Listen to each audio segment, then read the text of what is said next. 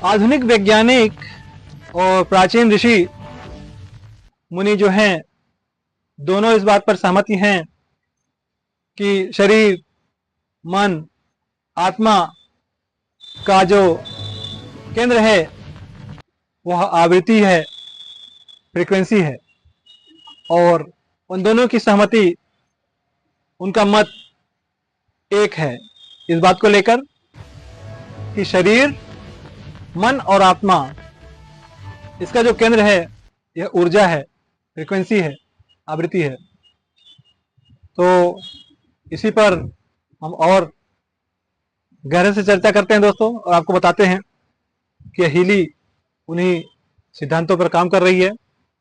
और मैं बार बार आपको यही कहता हूं कि यह भारत का ज्ञान और जर्मनी का विज्ञान है दोस्तों। चूंकि यह ऋषि मुनि भी मान चुके हैं, मानते थे, और विज्ञान भी मान चुका है कि मनुष्य के शरीर, मन और आत्मा का केंद्र ऊर्जा है। जैसा कि हमने पहले बताया कि ब्रह्मांड की सबसे मूलभूत शक्ति ऊर्जा और कंपन अर्थात एनर्जी एंड वाइब्रेशन है। आधुनिक वैज्ञानिक और प्राचीन ऋषि दोनों इस बात पर सहमत हैं कि शरीर, मन और आत्मा का संतुलन आवृत्ति, फ्रीक्वेंसी पर आधारित है।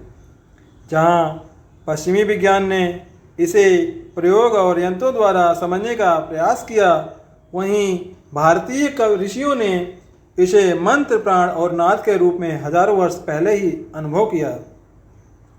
आइए जानते हैं कि इस हीली यंत्र में ऊर्जा और आवृत्ति जो फ्रीक्वेंसी है, उस आवृत्ति उपचार में जो हमारे पश्चिमी वैज्ञानिक हैं उनका दृष्टिकोण क्या है। तो दोस्तों, जो पश्चिमी वैज्ञानिक हैं हमारे, उसमें सबसे पहले नंबर आता है निकोला टेस्ला का। निकोला टेस्ला ने कहा कि ब्रह्मांड को समझना है तो ऊर्जा, आवृत्ति और कंपन को समझो।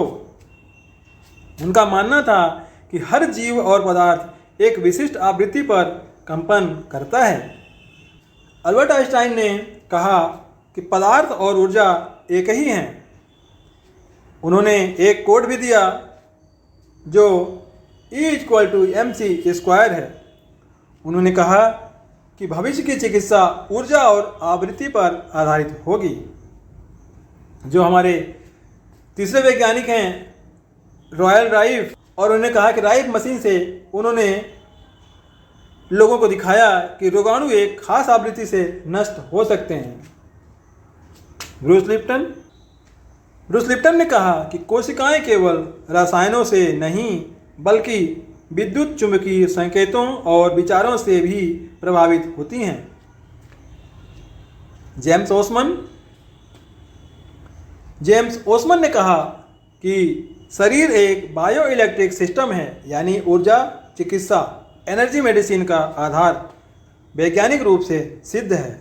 हमारी हीली उसी वैज्ञानिक रूप से सिद्ध एक उपकरण है जो वही ऊर्जा हमें उपलब्ध कराती है।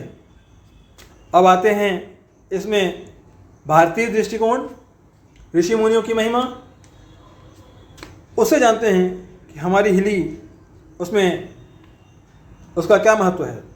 दोस्तों,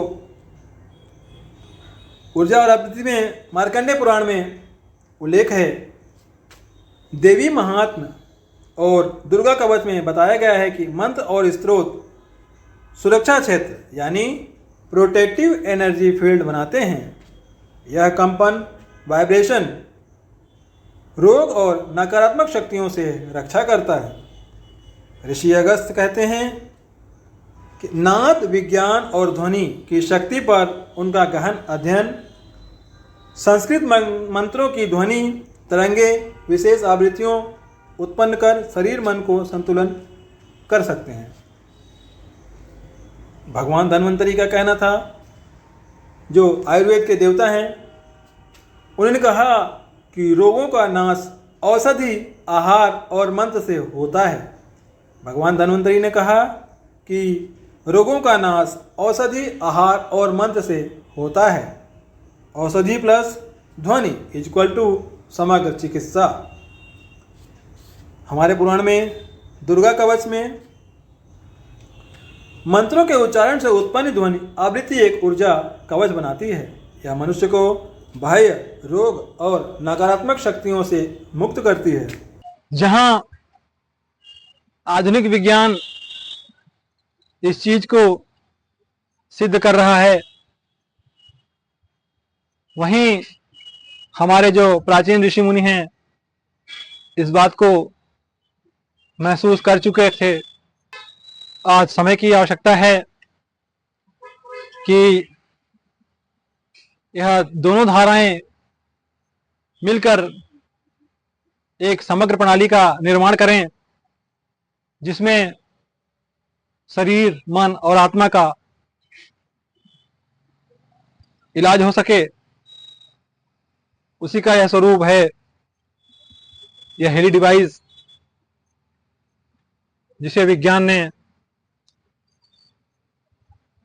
अपने उससे निर्मित किया है।